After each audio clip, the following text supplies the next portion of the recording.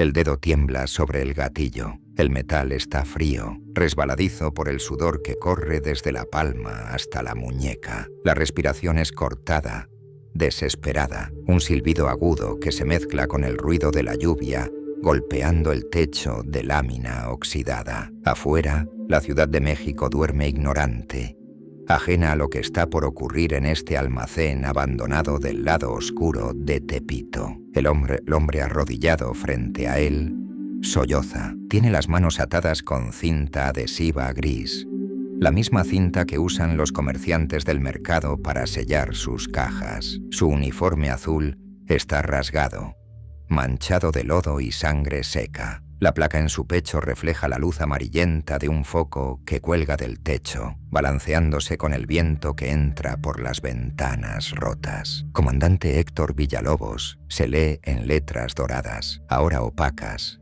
casi irónicas. Por favor, tengo hijos, susurra el comandante, la voz quebrada, los ojos hinchados de tanto llorar. El hombre de pie no responde. Viste una chamarra negra empapada, jeans desgastados y botas de trabajo salpicadas de barro. Su rostro está cubierto por un pasamontañas también negro, pero sus ojos arden con algo más profundo que la ira, algo antiguo, algo muerto. En su mano libre sostiene un cuaderno pequeño, de pasta dura color vino, con las esquinas dobladas por el uso. Las páginas están llenas de nombres escritos con tinta azul, algunos tachados con una X roja y gruesa. El último nombre sin tachar es precisamente ese, Héctor Villalobos. Un relámpago ilumina el almacén por un instante. En ese segundo de luz blanca y brutal se ven cosas, manchas oscuras en el suelo de concreto,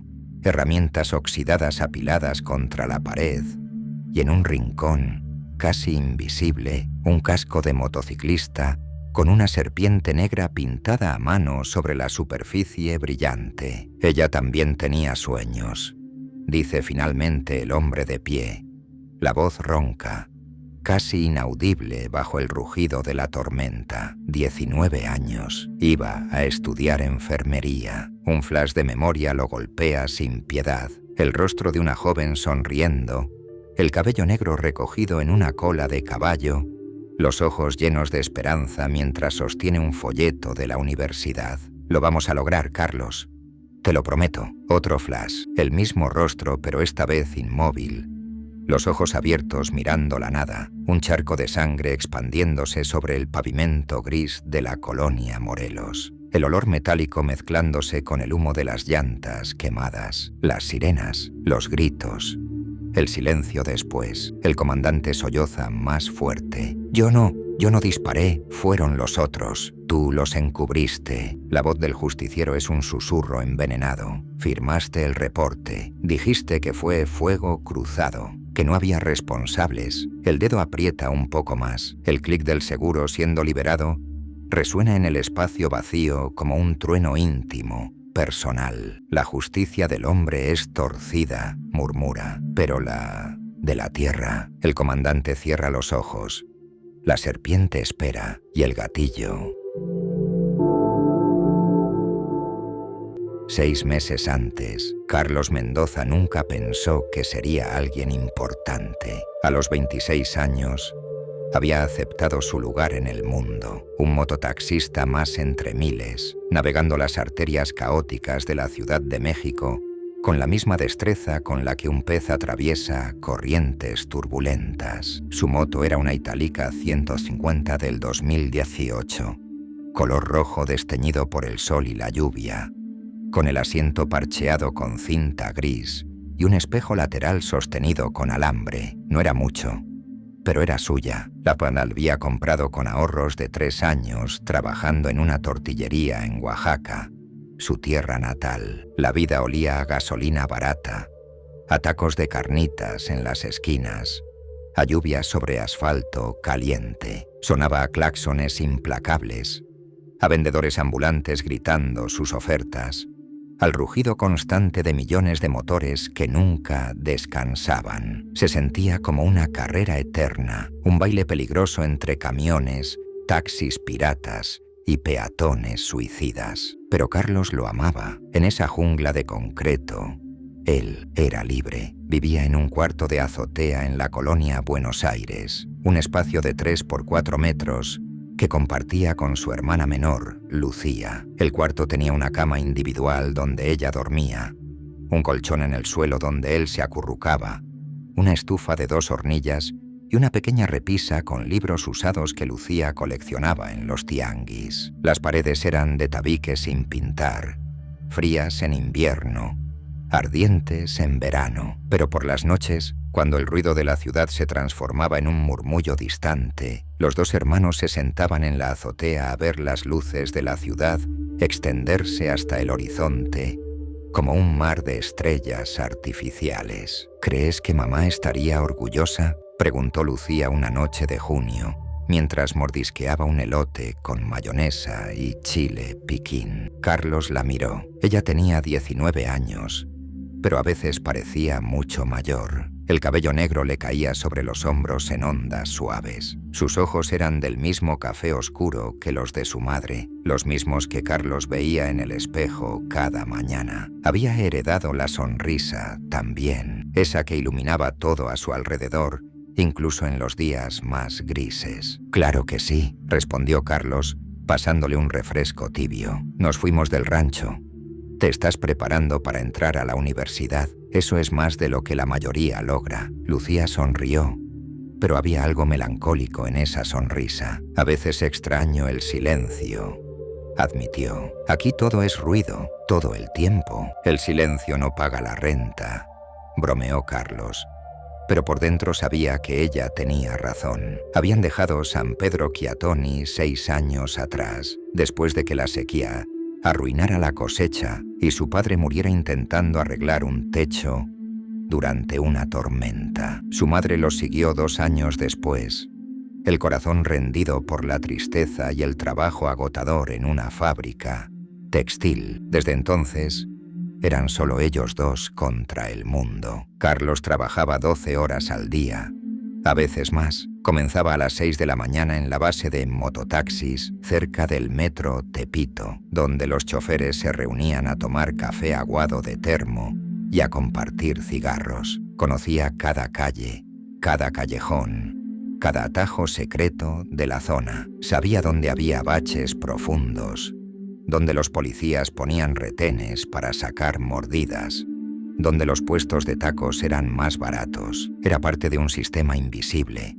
un engranaje más en la máquina que mantenía viva a la ciudad. Sus clientes eran de todo tipo, señoras con bolsas del mercado que apretaban tanto que casi lo asfixiaban, oficinistas apurados que revisaban sus celulares durante todo el trayecto, albañiles con herramientas que sobresalían peligrosamente de las mochilas. A veces transportaba cosas menos legales también, pero Carlos había aprendido a no preguntar. En Tepito, la curiosidad te podía costar la vida. Por las tardes, recogía a Lucía de su trabajo en una panadería de la colonia Morelos. Ella salía siempre oliendo a pan dulce y mantequilla, con las manos manchadas de harina y una sonrisa cansada. Esos 15 minutos de camino a casa eran sagrados. Lucía le contaba sobre sus planes, la carrera de enfermería que comenzaría en agosto, el uniforme blanco que ya había apartado con abonos semanales, los libros de anatomía que estudiaba en sus ratos libres. «Voy a trabajar en un hospital grande», decía con determinación. «Y vas a dejar de manejar esta moto. Te voy a comprar un coche, Carlos. Te lo juro». Carlos sonreía y aceleraba un poco más, sintiendo el viento caliente golpear su rostro. «Ya veremos, Lucecita, ya veremos». Pero el destino tiene formas crueles de recordarnos que algunos sueños nacen solo para ser destruidos. El día que todo cambió era un viernes 13 de agosto. El calor era denso, casi líquido, el tipo de calor que hace que el aire tiemble sobre el asfalto. Carlos había terminado temprano su turno, porque Lucía tenía el día libre y habían planeado ir al cine, un lujo que se permitían una vez al mes. Pasó a recogerla a las 5 de la tarde. Ella esperaba en la esquina de su panadería, con el cabello suelto y un vestido floreado que había comprado en el tianguis.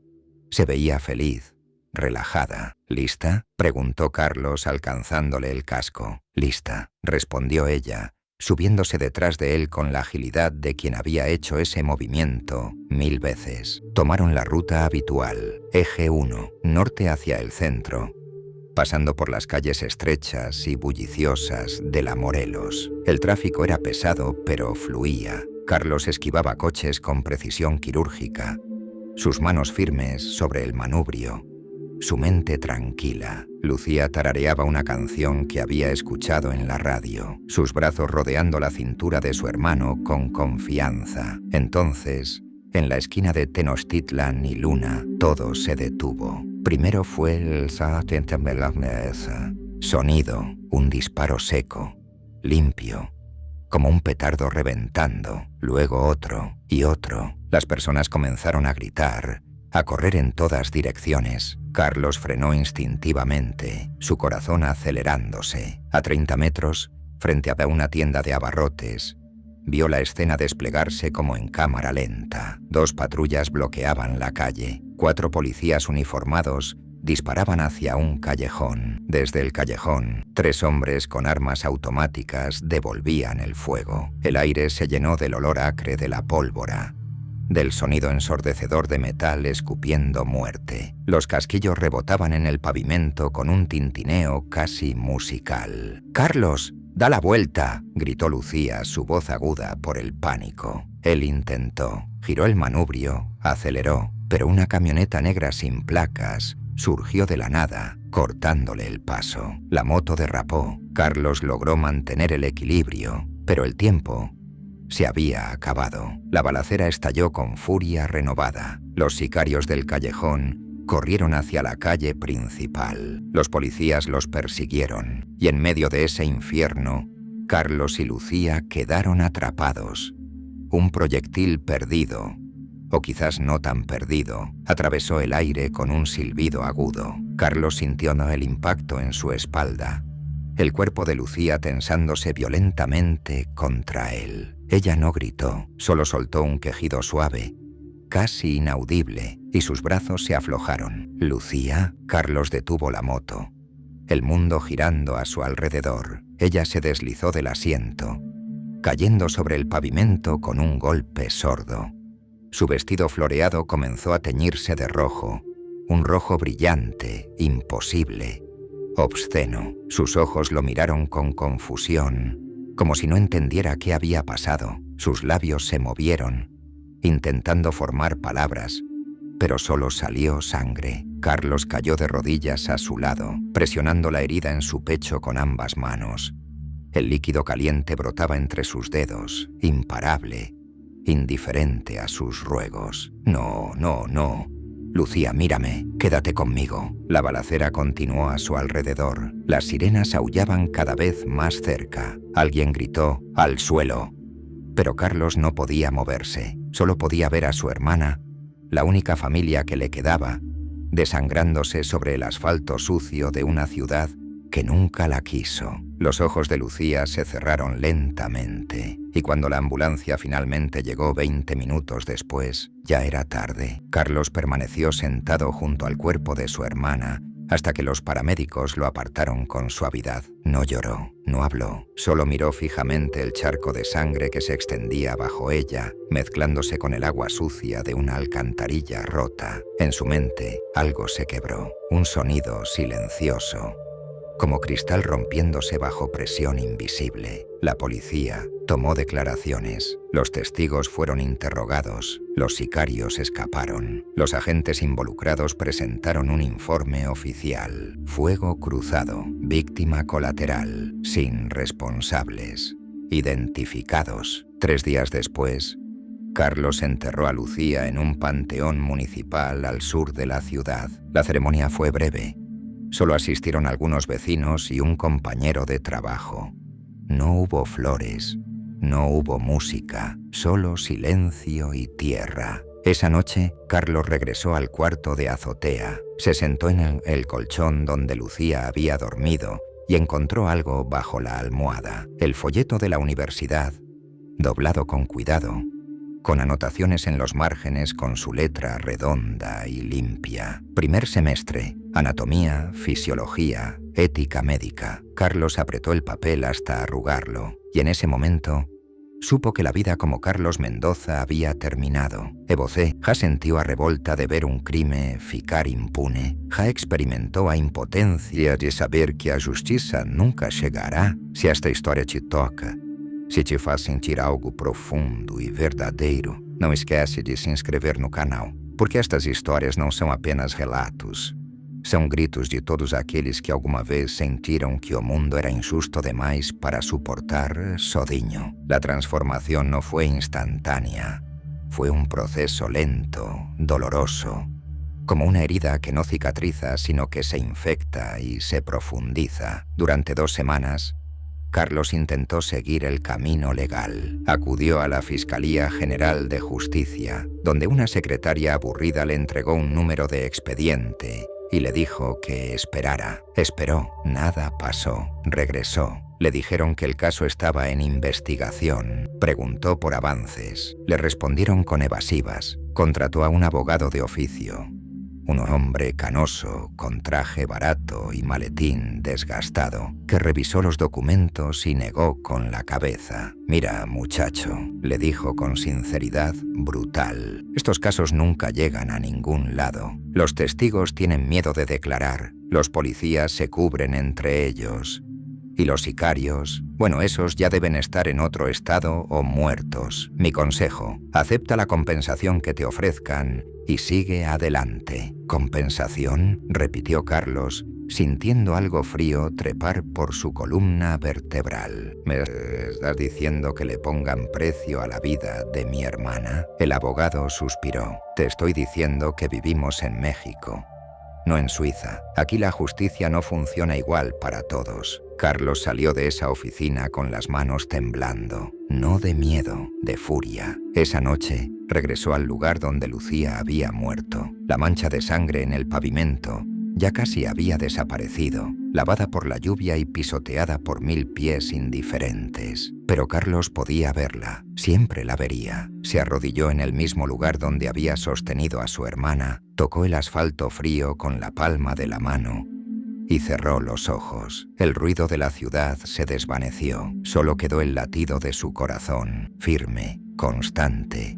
implacable. Si la justicia no viene de arriba, vendrá de abajo. Los días siguientes los dedicó a investigar. Usó cada contacto que tenía en Tepito, cada favor que le debían, cada rumor que escuchaba en las bases de mototaxis. Preguntó con cuidado, sin levantar sospechas, y poco a poco los nombres comenzaron a aparecer. Supo que los sicarios pertenecían a una célula del cártel de Tláhuac que operaba en la zona. Supo que los policías involucrados no eran simples agentes, sino miembros de una unidad especializada conocida por su brutalidad y corrupción. Supo que el operativo de ese día no había sido casualidad, era un enfrentamiento pactado, un espectáculo de fuerza para demostrar control territorial, y supo que nadie pagaría por ello. Carlos compró un cuaderno pequeño en una papelería de la colonia Guerrero, de pasta dura, color vino, con hojas rayadas. En la primera página escribió un nombre, Ángel El Chivo Durán, uno de los sicarios que había estado en el callejón ese día. Luego otro, Subteniente Ricardo Méndez,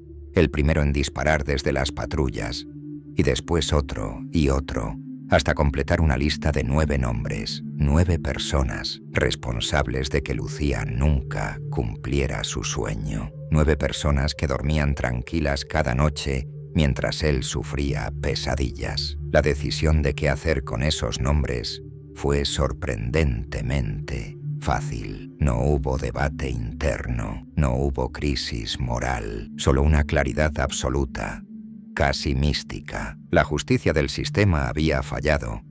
Ahora vendría la justicia de la tierra. Carlos comenzó a prepararse. Vendió casi todas sus posesiones: la televisión vieja, el estéreo, los libros de Lucía que no tuvo corazón de quemar. Con el dinero compró ropa oscura, jeans negros, camisetas sin logos, una chamarra impermeable, compró guantes de trabajo, un pasamontañas en el mercado de Tepito. Compró también un arma, una pistola calibre .38 de segunda mano, sin registro, adquirida a un contacto discreto en el mercado de Sonora. La sentía pesada en su mano, extraña, como un órgano que no era suyo pero que había aprendido a usar. Practicó en un terreno baldío a las afueras de la ciudad, disparando contra latas vacías, hasta que sus manos dejaron de temblar. No era un experto, pero no necesitaba serlo, solo necesitaba estar lo suficientemente cerca. Una noche, mientras limpiaba la pistola en su cuarto, encontró una lata de pintura negra que había sobrado de cuando pintaron la azotea meses atrás. La idea llegó como un relámpago. Si iba a hacer esto, si realmente iba a cruzar esa línea, necesitaba un símbolo, algo que quedara grabado en la memoria de quienes lo vieran, algo que representara lo que había perdido y lo que ahora era. Pensó en Lucía, en cómo solía llamarlo cuando eran niños, mi hermanito serpiente, siempre deslizándose por todos lados. Ella lo decía con cariño, porque él era escurridizo, ágil, difícil de atrapar. Ahora sería una serpiente de otro tipo, una que no huía, una que mordía. Tomó su casco de motociclista y con un pincel fino pintó sobre él una serpiente enrollada, negra como la noche, con los ojos rojos. El trazo era imperfecto, amateur, pero tenía intención, tenía significado. Cuando terminó se miró al espejo. El hombre que le devolvía la mirada ya no era Carlos Mendoza, el mototaxista alegre que bromeaba con los clientes y soñaba con un futuro mejor. Era alguien más, alguien vacío por dentro pero lleno de propósito, alguien que había muerto junto a su hermana en esa calle y ahora regresaba como algo diferente. Carlos Mendoza murió en el pavimento de Tenochtitlan y Luna, junto a Lucía. Lo que quedaba era la serpiente negra, y la primera víctima ya estaba marcada en el cuaderno, esperando. Ángel Durán, alias El Chivo, vivía en un edificio de departamentos a medio construir en la colonia Peñón de los Baños, cerca del aeropuerto. Era un tipo de 30 y pocos años, corpulento, con tatuajes que le cubrían los brazos y el cuello. Carlos lo había estado vigilando durante 5 días, aprendiendo su rutina.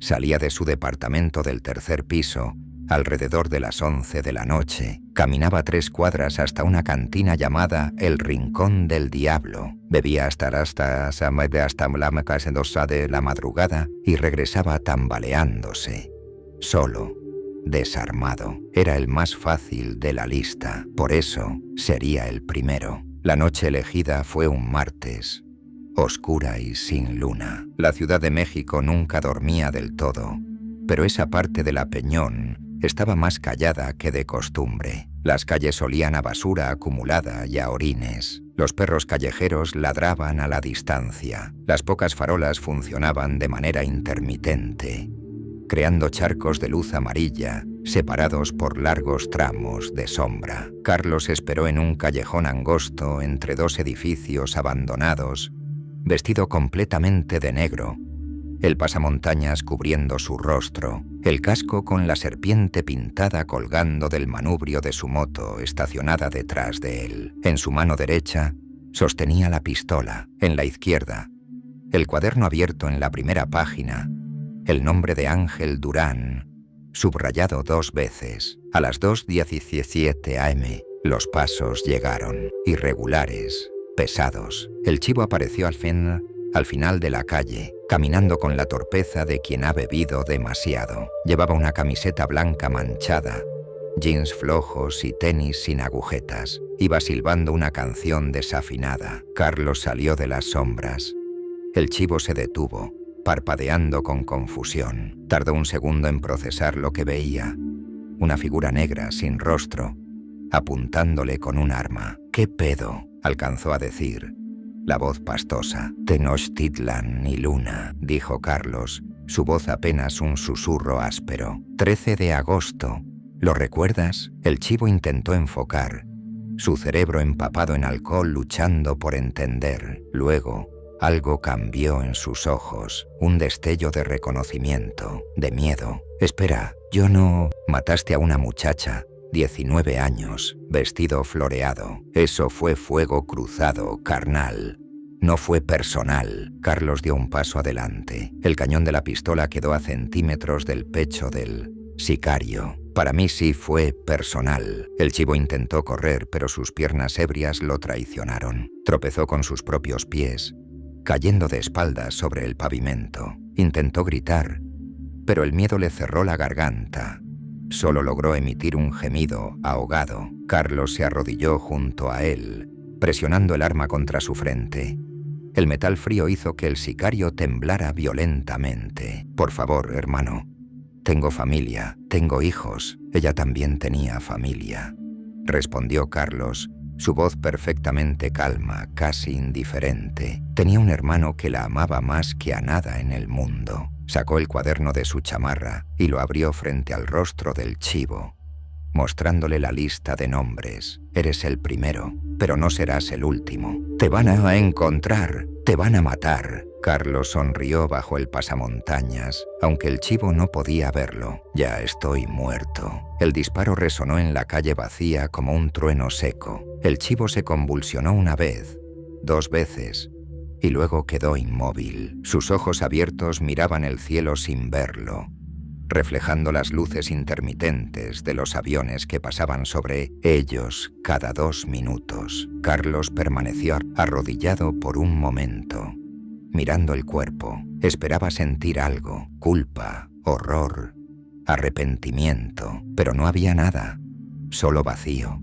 Y extrañamente, una especie de paz fría, como cuando te sumerges en agua helada y el dolor inicial se transforma en entumecimiento. Guardó la pistola, tomó la lata de pintura negra que había traído en su mochila y roció en la pared más cercana el símbolo, una serpiente negra, simple, enrollada sobre sí misma, con los ojos formados por 2 puntos rojos. Debajo escribió con letras torcidas: «La tierra sabe». Luego montó su moto, se puso el casco con la serpiente pintada y desapareció en la noche, el motor rugiendo como un animal liberado. Las reacciones. Para el amanecer del miércoles, el cuerpo había sido descubierto por un basurero que pasaba haciendo su ronda. La policía acordonó la zona. Los peritos forenses tomaron fotografías. Los vecinos se asomaron por las ventanas, murmurando entre ellos. En las bases de mototaxis, en las tiendas de abarrotes, en los puestos de tacos,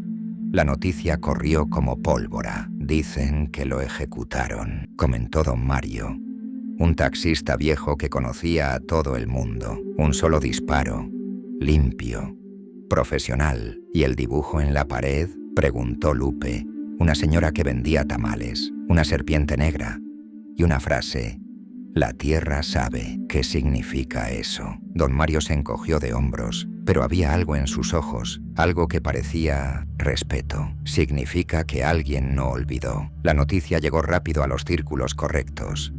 El cártel de Tláhuac puso precio a la cabeza del asesino: 50.000 pesos. La policía abrió una investigación, pero sin mucho entusiasmo. Después de todo, un sicario menos no era exactamente una tragedia, pero en los barrios pobres, entre la gente que conocía el nombre de Lucía Mendoza, entre quienes habían visto su cuerpo cubierto con una sábana blanca en medio de la calle, comenzó a circular otra historia.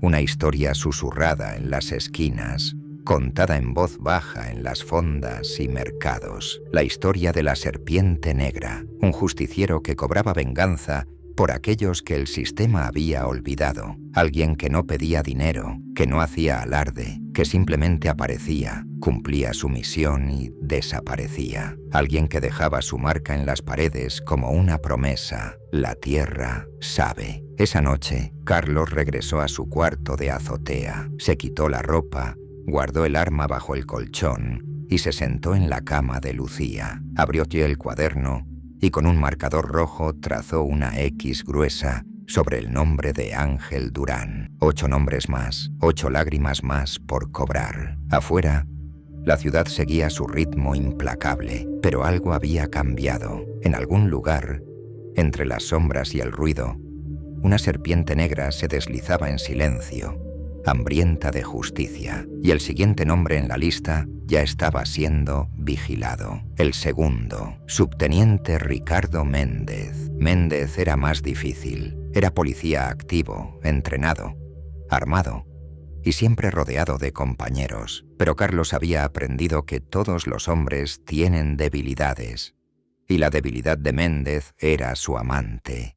Una mesera de 24 años que trabajaba en un café de la colonia Roma. Durante 2 semanas, Carlos estudió el patrón. Los martes y jueves por la noche, Méndez visitaba a la mujer en su departamento. Llegaba en su patrulla personal, estacionaba en la calle de atrás, subía las escaleras con prisa y salía 3 horas después, siempre relajado, siempre confiado. El jueves 2 de septiembre, Carlos lo esperó en el estacionamiento subterráneo del edificio. No había cámaras, no había testigos, solo sombras y el olor a humedad de las paredes de concreto. Cuando Méndez bajó las escaleras silbando, encontró su patrulla con las llantas ponchadas. Maldijo entre tentar nuevamente, continuar editardiente, S, sacando su teléfono para llamar a la grúa. No escuchó los pasos detrás de él, hasta que fue demasiado tarde. El cañón de la pistola presionó la base de su cráneo. «No te muevas». Méndez se congeló. Era un hombre de 40 años,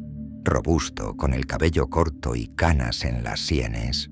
Sus manos instintivamente fueron hacia su arma reglamentaria, pero la voz detrás de él fue más rápida. «Si tocas esa pistola, tus sesos van a decorar el parabrisas. Manos arriba, despacio». Méndez obedeció, levantando las manos lentamente.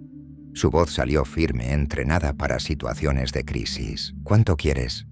«Tengo efectivo, 3.000 pesos en la guantera. No quiero tu dinero». «¿Entonces qué? ¿Eres del cartel? Mira, podemos negociar. 13 de agosto, Tenochtitlan y Luna». Una muchacha de 19 años. El cuerpo de Méndez se tensó. Carlos casi pudo escuchar el clic en su cerebro. Las piezas encajando. «¿La serpiente negra?», susurró el policía. Y en su voz había miedo genuino. «Voltéate. Quiero que me veas la cara». Méndez giró lentamente. Sus ojos se encontraron con el pasamontañas negro, con esos ojos oscuros que brillaban con algo más allá de la locura, algo peor.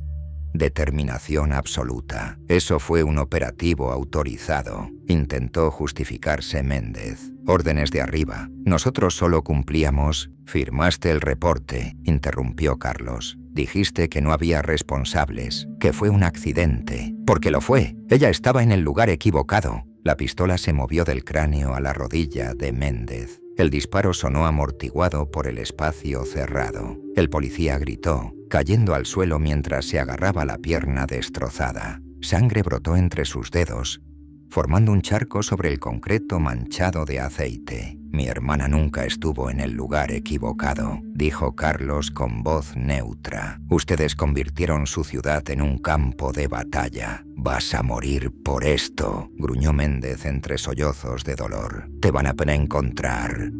Te van a descuartizar vivo». Carlos se arrodilló junto a él, sacó el cuaderno y lo abrió en la segunda página. El nombre de Ricardo Méndez estaba escrito con letras mayúsculas. «Puede ser, pero antes de que eso pase, voy a terminar esta lista.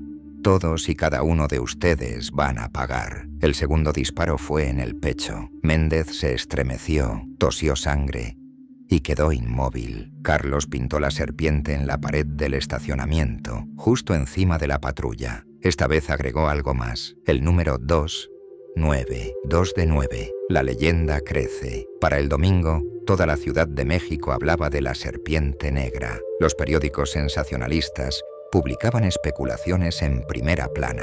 Justiciero o asesino. La serpiente que aterroriza a criminales. Las redes sociales explotaron con teorías, memes, hashtags. La serpiente negra fue tendencia durante 3 días. La reacción pública estaba dividida. Los medios oficiales lo llamaban criminal peligroso y terrorista urbano, pero en las colonias populares, en los mercados En las bases de mototaxis había otra narrativa, una narrativa de esperanza desesperada. Ese cabrón está haciendo lo que el gobierno nunca hizo, decía Toño, un mecánico de la Doctores. Está limpiando la ciudad, mataron a su hermana. ¿Sabías?, agregaba Carla, una manicurista, una muchacha inocente, y los pinches policías dijeron que fue accidente. ¿Accidente?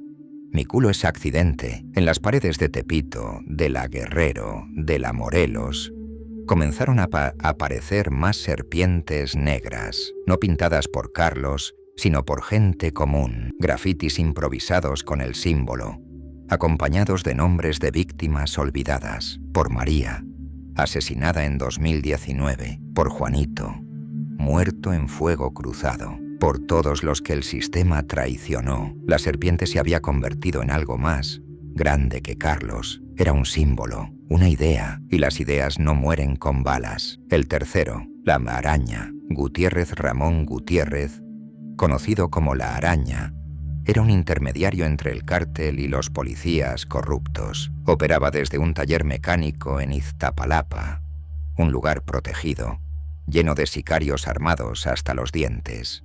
Era intocable, o eso pensaba. Carlos pasó 3 semanas planeando. Estudió cada entrada, cada turno de guardia, cada rutina. Aprendió que los jueves por la mañana, a las 6 en punto, la Araña iba solo a comprar pan dulce a una panadería a 2 calles del taller. 5 minutos de ventana. Eso era todo lo que necesitaba. El jueves 23 de septiembre, Carlos esperó en un coche robado frente a la panadería. Llevaba el pasamontañas guardado, vestido como un civil común. Cuando la Araña salió con su bolsa de pan y su café, Carlos arrancó el motor. Lo siguió despacio, manteniéndose a distancia. En un semáforo en rojo, se detuvo justo detrás de él. La Araña iba en una camioneta blindada, pero la ventana del conductor estaba parcialmente abierta. Un error fatal. Carlos bajó del coche con calma,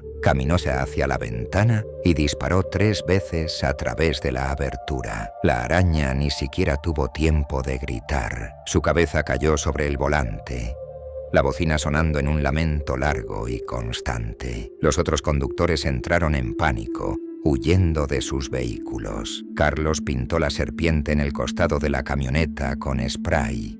Agregó 39 y se fue caminando con tranquilidad, perdiéndose entre la multitud de peatones antes de que llegara la policía. La cacería se intensifica. Ahora sí, las autoridades estaban furiosas. El secretario de Seguridad Pública dio una conferencia de prensa, prometiendo capturar a la serpiente negra en menos de una semana. Desplegaron 200 efectivos en operativos especiales. Ofrecieron una recompensa de 200.000 pesos por información. El cártel también se movilizó. Pusieron precio a su cabeza: 500.000 pesos, vivo o muerto. Sicarios recorrían las calles preguntando, amenazando, buscando cualquier pista. Pero Carlos era fantasma. Cambiaba de cuarto cada 3 días, durmiendo en hoteles baratos, casas abandonadas, azoteas. Casi no comía, apenas dormía. Su cuerpo adelgazó, su rostro se hundió, sus ojos se volvieron más oscuros, más vacíos. Una noche, mientras se escondía en un cuarto de hotel en la colonia obrera, se miró en el espejo del baño. El hombre que le devolvía la mirada era irreconocible, demacrado, con barba de días, con ojeras profundas. Pero no era solo el aspecto físico, era algo más. Había una frialdad en esos ojos que antes no existía, una ausencia de humanidad. Por un momento, Carlos se preguntó si todavía era humano o si se había convertido en lo que cazaba, un monstruo. Pero entonces pensó en Lucía, en su sonrisa, en sus sueños destruidos, y la duda se evaporó. El cuarto, Agente Estrada. El quinto, el gordo. Salinas uno tras otro. Los nombres fueron cayendo, cada muerte más audaz que la anterior. Estrada, un agente corrupto, fue envenenado en un puesto de tacos donde comía religiosamente cada viernes. Salinas, un sicario retirado, fue encontrado ahorcado en su propia casa con la serpiente pintada en su pecho. Carlos ya no era cuidadoso, ya no tenía miedo, la muerte lo perseguía, pero él corría más rápido, o quizás, en el fondo, ya no le importaba si lo atrapaban, solo quería terminar la lista. Pero conforme los nombres desaparecían, algo comenzó a cambiar en él. Las pesadillas se intensificaron. Veía los rostros de sus víctimas mezclados con el de Lucía. Escuchaba sus súplicas en sus sueños. Sentía el peso de cada disparo, de cada vida arrebatada. Una madrugada, después de ejecutar al quinto nombre, vomitó en un callejón durante media hora, no por asco de lo que había hecho, sino por el vacío que sentía, porque cada muerte debería haberle dado paz, pero solo le daba más oscuridad. La traición era inevitable. Alguien siempre habla, alguien siempre cobra la recompensa. Un compañero mototaxista, llamado Chuy, que había estado con Carlos la noche que mataron a Lucía, reconoció el patrón, reconoció la forma de moverse, el tipo de moto, los lugares frecuentados, y cuando el cártel le ofreció $500,000, Chuy no pudo resistirse. Le tendieron una trampa. Le dijeron a Carlos, a través de un mensaje anónimo, que el sexto nombre de su lista, el comandante Villalobos, estaría solo en un almacén abandonado de Tepito a medianoche. Era demasiado perfecto, demasiado fácil. Carlos lo sabía, pero igual fue, porque en el fondo, una parte de él quería que terminara. Quería descansar. El almacén olía a humedad, óxido y traición. Las paredes de lámina crujían con el viento que se colaba por las ventanas rotas. El piso de concreto estaba cubierto de escombros, vidrios rotos, manchas oscuras que podían ser aceite o sangre vieja. Una sola bombilla colgaba del techo, balanceándose lentamente, proyectando sombras danzantes que parecían vivas. Carlos llegó a las 11:45 p.m., 15 minutos antes de la hora acordada. Su moto estaba estacionada a 2 cuadras, lista para una huida rápida si era necesario. Llevaba la pistola en la mano derecha, el cuaderno en el bolsillo interior de su chamarra. El pasamontañas cubría su rostro. El casco con la serpiente negra colgaba de su cinturón. Sus ojos recorrieron el espacio, demasiado silencioso, demasiado vacío. Cada instinto le gritaba que diera media vuelta y se fuera. Pero entonces lo vio. El comandante Héctor Villalobos, atado a una silla en el centro del almacén, la boca amordazada, los ojos desorbitados por el terror. Parecía real, demasiado real. Carlos dio un paso adelante, luego otro. Sus botas resonaban sobre el concreto como tambores anunciando ejecución. «Comandante», llamó, su voz distorsionada por el pasamontañas. Villalobos intentó gritar a través de la mordaza, sacudiendo la cabeza violentamente, señalando con los ojos hacia las sombras. Fue entonces cuando las luces se encendieron. Focos halógenos brillantes explotaron desde todos los ángulos, cegando momentáneamente a Carlos. Entrecerró los ojos, levantando la pistola por instinto, y cuando su visión se ajustó, vio lo que había temido. 20 hombres armados emergiendo de las sombras, sicarios con rifles de asalto, chalecos antibalas, rostros cubiertos con pasamontañas, rodeándolo en un círculo perfecto. No había salida, y al frente de ellos, con una sonrisa cruel en el rostro, estaba un hombre que Carlos reconoció de las fotos que había recopilado: Fernando el Tiburón Maldonado, uno de los líderes regionales del cártel de Tláhuac. Alto, delgado, con un traje negro impecable y lentes oscuros, a pesar de la oscuridad de la noche. Era el cerebro detrás del operativo del 13 de agosto. Era el responsable máximo. Y no estaba en la lista de Carlos. La famosa serpiente negra, dijo el tiburón con voz suave, casi amigable. Finalmente nos conocemos. Carlos mantuvo la pistola levantada, aunque sabía que era inútil.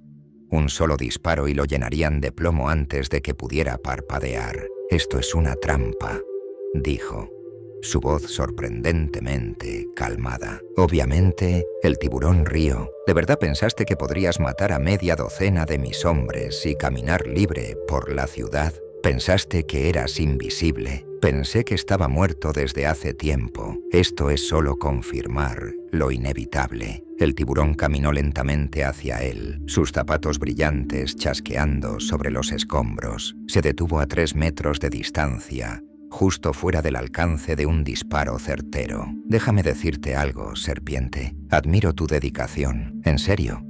Venganza pura, sin complicaciones, sin pedir nada a cambio. Es poético, pero también es estúpido, porque mataste peones, soldados desechables, nunca llegaste a los reyes. Carlos apretó la mandíbula. Tú eres un rey, yo soy el puto emperador, corrigió el tiburón. Y ese comandante que ves allí, atado como cerdo, también es un rey. ¿Sabes por qué está aquí? Porque ya no nos sirve, porque atrajo demasiada atención con tu pequeña cacería. Así que decidí matar 2 pájaros de un tiro. Elimino a un elemento problemático y capturo al justiciero que está poniendo nerviosa a la ciudad. ¿Y qué ganas con eso? Mandar un mensaje. El tiburón extendió los brazos como un predicador. Que nadie puede desafiar nuestra autoridad. Que la justicia no la reparte un mototaxista vestido de negro. La justicia la repartimos nosotros. Carlos sintió la risa burbujeando en su garganta. Era absurda, histérica,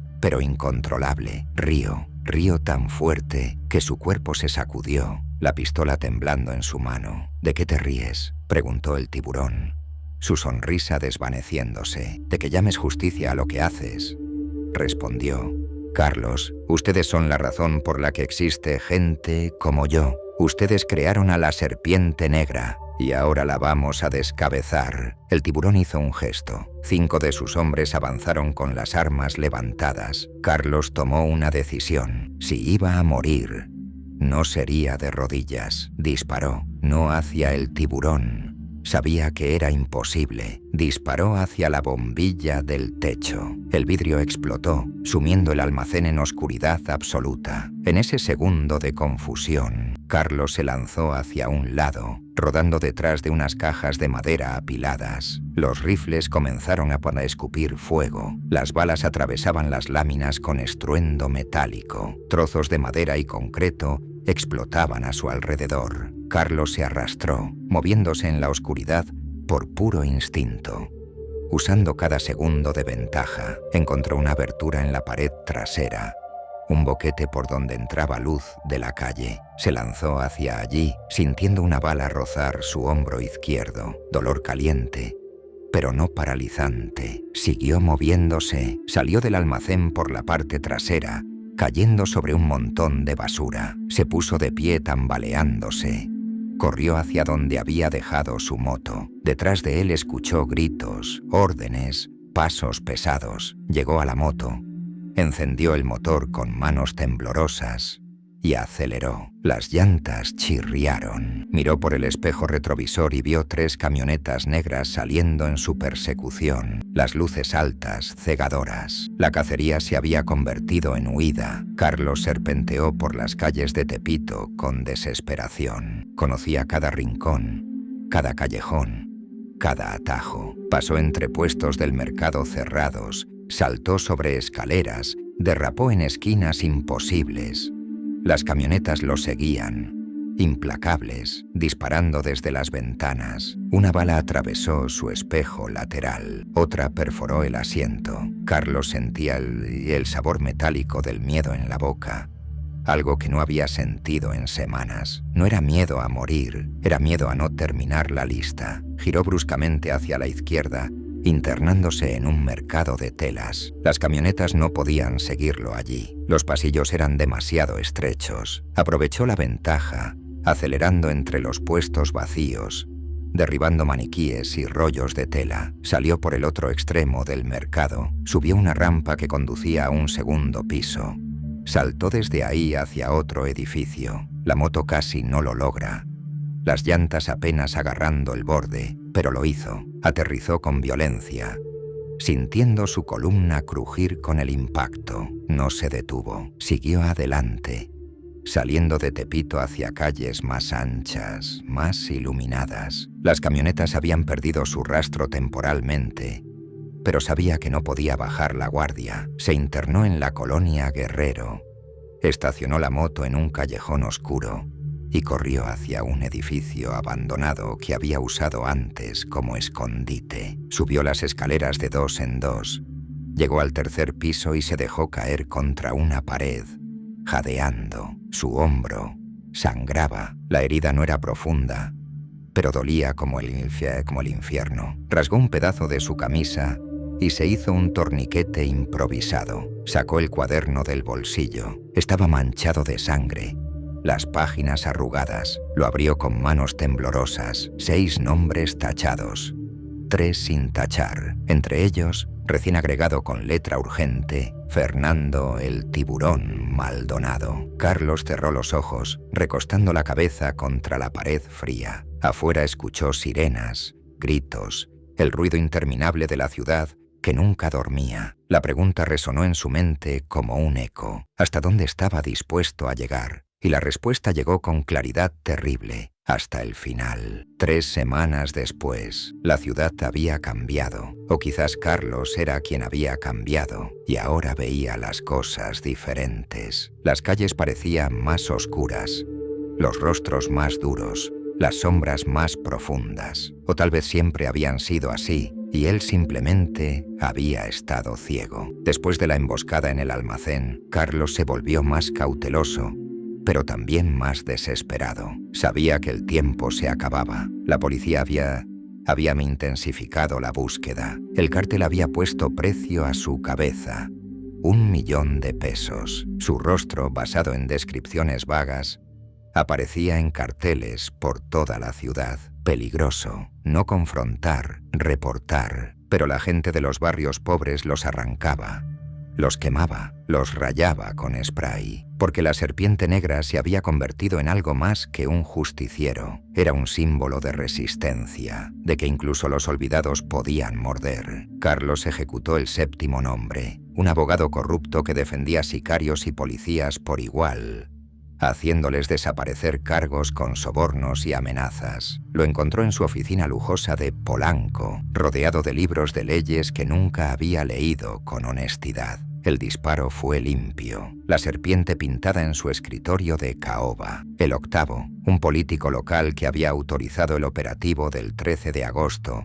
sabiendo que provocaría daños colaterales, pero sin importarle, murió en su propia casa, en su propia cama, mientras su familia dormía en el cuarto de al lado. Carlos no sintió remordimiento, solo un vacío cada vez más profundo. Quedaban 2 nombres en la lista: Fernando el Tiburón Maldonado y el comandante Héctor Villalobos, el hombre que había visto atado en el almacén durante la trampa. El regreso al principio. La lluvia golpeaba el techo de lámina del almacén abandonado con furia renovada. Era el mismo lugar donde casi había muerto 3 semanas atrás. Pero ahora Carlos regresaba por voluntad propia, porque había descubierto algo importante. El comandante Villalobos no estaba protegido por el cártel. Lo habían abandonado. Era un hombre muerto caminando, esperando que la serpiente o sus antiguos socios lo encontraran primero. Carlos lo había rastreado hasta aquí, a este almacén que el comandante estaba usando como escondite. Entró con la pistola en mano,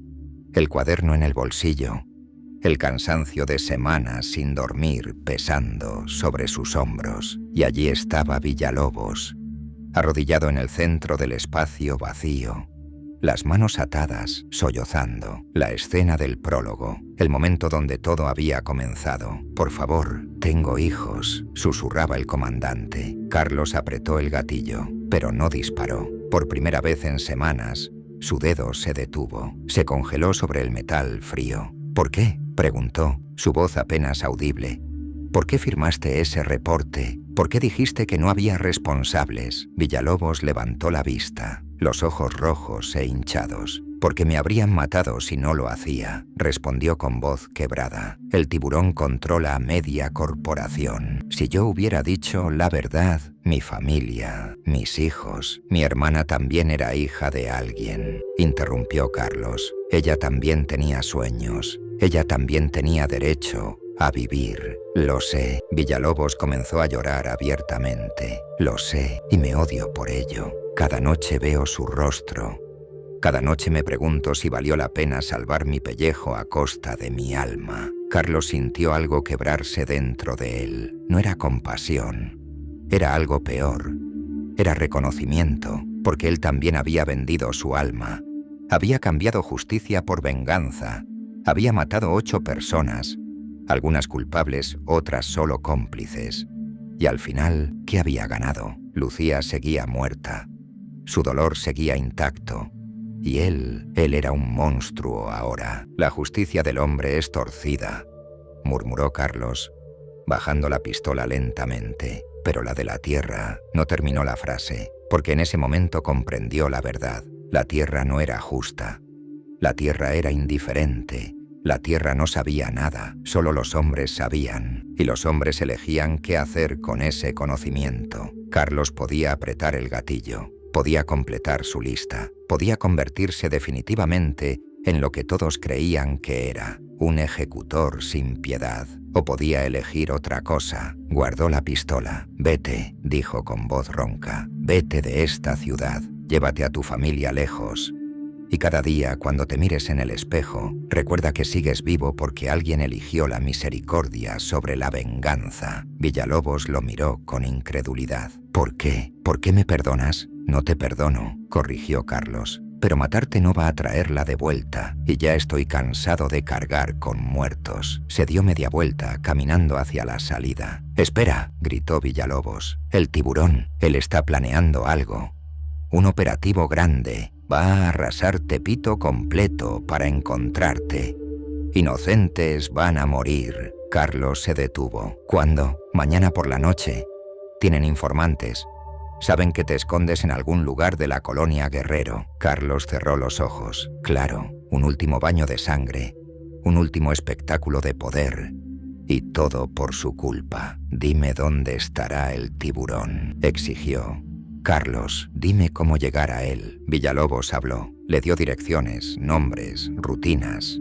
Todo lo que sabía. Era su última oportunidad de redención. Cuando terminó, Carlos cortó sus ataduras con un cuchillo y salió del almacén sin mirar atrás. La última cacería. Fernando el Tiburón Maldonado vivía en una fortaleza, una mansión en las lomas de Chapultepec, rodeada de muros de 3 metros, cámaras de seguridad, guardias armados las 24 horas. Era intocable. Pero Carlos ya no jugaba con reglas. A las 3 de la madrugada del día siguiente, inició un incendio en uno de los almacenes del cártel en Iztapalapa. Los sicarios corrieron a apagarlo, desviando recursos. 1 hora después, exploté un coche bomba improvisado frente a otro punto de operaciones en La Merced. El cártel entró en pánico, movilizando efectivos por toda la ciudad. Mientras tanto, Carlos ya estaba escalando el muro trasero de la mansión del tiburón, aprovechando el caos y la distracción. Solo quedaban 2 guardias en la propiedad.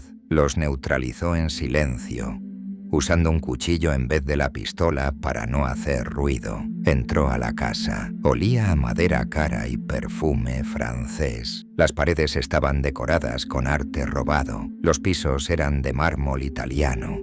Todo pagado con sangre y sufrimiento. Encontró a el tiburón en su estudio del 2º piso, hablando por teléfono, coordinando el operativo para limpiar Tepito. Estaba de espaldas a la puerta. Carlos entró sin hacer ruido. «Mándalos a todos», decía el tiburón al teléfono. «Quiero esa colonia convertida en cenizas. Si esa serpiente está allí, la vamos a...». Sintió el cañón frío contra su nuca. Se congeló. «Cuelga el teléfono», ordenó Carlos. El tiburón obedeció lentamente, colocando el aparato sobre el escritorio. Levantó las manos. «Sabía que vendrías», dijo con voz sorprendentemente calmada. «Eres predecible. Cancela el operativo. ¿O qué? ¿Me matas? Si me matas, el operativo sigue. Ya di las órdenes. Entonces, llama y cancélalas». El tiburón rió. «No entiendes cómo funciona esto, ¿verdad? Yo no soy el principio. Ni siquiera soy el medio. Soy solo una pieza en una máquina enorme. Si me matas, vendrá otro, y otro, y otro. Tu venganza no tiene fin porque el sistema que mató a tu hermana no tiene rostro. Es invisible, eterno. Carlos sintió la verdad de esas palabras como un puñetazo en el estómago. Pero puedes elegir no ser parte de ese sistema hoy, respondió. Cancela el operativo, salva esas vidas inocentes. ¿Y qué gano yo? Que no pintes estas paredes caras con tu cerebro. El tiburón consideró por un momento. Luego lentamente tomó el teléfono y marcó. Cancelen todo, dijo. El operativo de Tepito está cancelado. Retiren los equipos. Una voz protestó al otro lado. El tiburón la cortó. Dije que lo cancelen. Ahora, colgó. Listo. ¿Contento? Carlos debería ni haber disparado. Debería ni haber terminado esto. Pero algo había cambiado en él durante esas semanas de cacería. Había visto demasiada muerte. Había causado demasiada muerte. Y estaba cansado. La próxima vez que autorices un operativo así, dijo Carlos, piensa en los rostros. Piensa en las familias. Piensa en que cada daño colateral tiene nombre, tiene sueños, tiene alguien que lo ama. Bonito discurso, escupió el tiburón. Pero viniendo de un asesino serial, suena hipócrita. Carlos apretó la pistola contra su cabeza con más fuerza. Tienes razón, soy un asesino. Me convertí en lo que odiaba. Pero al menos yo sé que estoy roto. Tú sigues creyendo que eres un hombre de negocios. Se alejó lentamente, manteniendo el arma apuntada. Llegó a la puerta, miró una última vez a el tiburón y dijo: la serpiente ya no cazará, pero si vuelves a hacer algo así, si vuelves a derramar sangre inocente, regresaré, y la próxima vez no habrá conversación. Salió de la mansión de la misma forma sigilosa en que había entrado. Montó su moto y desapareció en la madrugada de la ciudad, sabiendo que acababa de cometer el error más grande: dejar vivo a su enemigo, pero también sabiendo que había recuperado algo que creía perdido: su humanidad. El último adiós. 2 días después, Carlos regresó al lugar donde todo había comenzado, la esquina de Tenochtitlan y Luna, donde Lucía había muerto. Era temprano por la mañana, el sol apenas asomándose entre los edificios grises. Los vendedores ambulantes preparaban sus puestos. Los trabajadores caminaban apresurados hacia el metro. La vida continuaba, indiferente al dolor que ese lugar guardaba. Carlos se arrodilló en el pavimento, tocando el asfalto frío donde su hermana había respirado por última vez. Ya no quedaba rastro de sangre. La lluvia y el tiempo lo habían borrado todo. Sacó el cuaderno de su chamarra. Las páginas estaban manchadas, arrugadas, llenas de nombres tachados con X rojas. 8 de 9. El último nombre, el de el tiburón, permanecía intacto, sin terminar, y así se quedaría. Carlos arrancó la página con ese nombre y la rompió en pedazos pequeños, dejando que el viento matutino se los llevara. Luego arrancó otra página, y otra, hasta que el cuaderno quedó vacío, solo la pasta de color vino permaneciendo. Lo siento, Lucecita, susurró al viento. Pensé que matándolos te traería de vuelta de alguna forma. Pensé que la venganza llenaría este vacío, pero solo lo hizo más grande. Cerró los ojos, sintiendo las lágrimas rodar por sus mejillas por primera vez en semanas. Durante toda su cacería no había llorado. Se había convertido en piedra, en metal, en algo frío e implacable.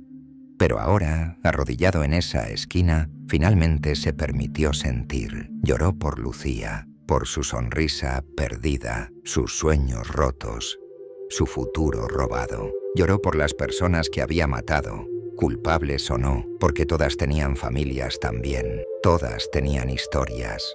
Lloró por sí mismo, por el hombre que había sido y que nunca podría volver a ser. Cuando terminó se puso de pie, dejó el cuaderno vacío sobre el pavimento, junto con el pasamontañas negro y la pistola descargada. Los dejó allí como ofrenda, como símbolo, como despedida. Luego caminó hacia su moto, se puso el casco con la serpiente negra pintada y encendió el motor, el Final. La serpiente negra desapareció después de eso. Los periódicos especularon durante semanas. Algunos decían que había sido capturado en secreto y ejecutado, otros que había huido al extranjero. Los más románticos creían que seguía allí, en las sombras, vigilando. La verdad era más simple y más complicada. Carlos Mendoza vendió su moto, compró un boleto de autobús y regresó a Oaxaca, a San Pedro Quiatoni, el pueblo que había abandonado años atrás. El lugar olía a tierra húmeda y maíz, a café recién hecho y leña quemándose. Sonaba a gallos cantando al amanecer, a niños jugando en calles de tierra, a silencio. El silencio que Lucía había extrañado se instaló en la casa abandonada de sus padres, reparó el techo que había matado a su padre, plantó las semillas que la sequía había destruido, trabajó la tierra con manos que habían sostenido armas, con manos que habían quitado vidas, y lentamente, muy lentamente, comenzó a sanar. Nunca olvidó. El rostro de Lucía lo acompañaba cada día, en cada amanecer, en cada puesta de sol, pero el dolor se transformó en algo diferente. Ya no era una herida abierta sangrando venganza.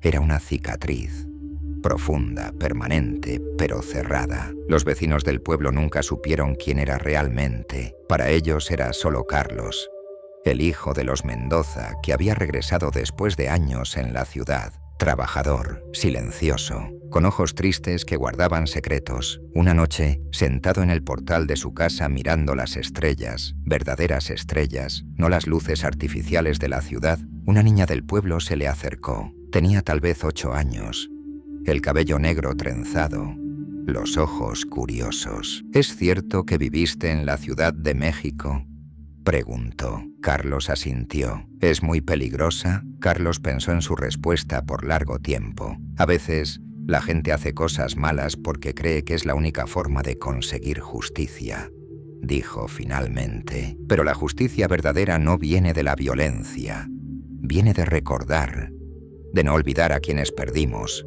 de vivir de una manera que los honre. La niña lo miró sin entender completamente, pero asintió de todas formas. «Mi abuelita dice que la tierra siempre sabe quién es justo», comentó antes de irse corriendo. Carlos sonrió con tristeza. Tal vez tenga razón. Epílogo. En la Ciudad de México, el símbolo de la serpiente negra seguía apareciendo, ya no pintado por Carlos, sino por otros, personas que habían perdido algo, personas que buscaban justicia en un sistema que no se las daba, personas que necesitaban creer que alguien, en algún lugar, peleaba por ellos. La leyenda creció más grande que el hombre, y quizás eso era lo correcto, porque las leyendas no mueren, las leyendas no se cansan, las leyendas permanecen en las paredes, en las historias susurradas, en los corazones de quienes las necesitan, y en las noches oscuras de Tepito, de la Guerrero, de la Morelos, la gente miraba las sombras y se preguntaba: ¿seguirá allí la serpiente? ¿Estará cazando? ¿Nos protegerá? La respuesta no importaba tanto como la pregunta misma, porque el verdadero poder de la serpiente negra